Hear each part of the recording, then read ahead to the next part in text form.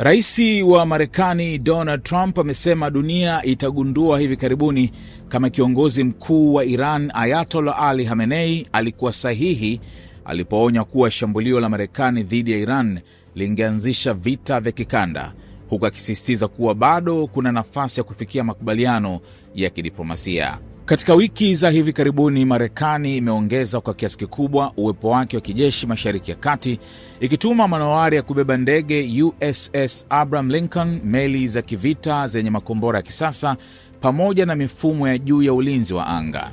Trump ameuelezea mkusanyiko huu wa kijeshi kama armada kubwa na ya kuvutia. Akizungumza Jumapili mjini Tehran wakati wa maadhimisho ya mapinduzi ya Kiislamu ya mwaka 1979, Khamenei alionya kuwa hatua yoyote mpya ya kijeshi kutoka Marekani itakuwa na madhara makubwa katika eneo lote.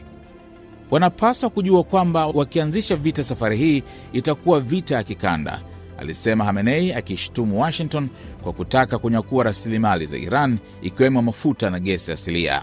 Alipoulizwa kuhusu kauli hiyo, Trump alipuuza onyo hilo, lakini akaacha mlango wazi kwa mazungumzo au matumizi ya nguvu za kijeshi. Ni wazi atasema hivyo, Trump aliwaambia waandishi wa habari. Tunatumaini tutafanya makubaliano. Kama tutafanya makubaliano, basi tutajua kama alikuwa sahihi au la.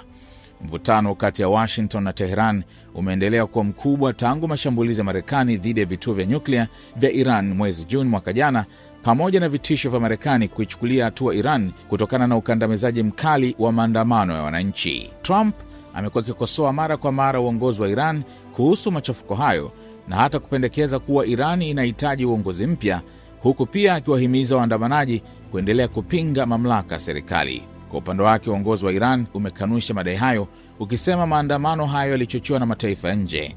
Khamenei ameyataja machafuko hayo kama njama ya kisiasa, huku maafisa wa Iran wakishutumu Marekani na Israel kwa kuunga mkono vurugu ili kuhalalisha uingiliaji wa kijeshi.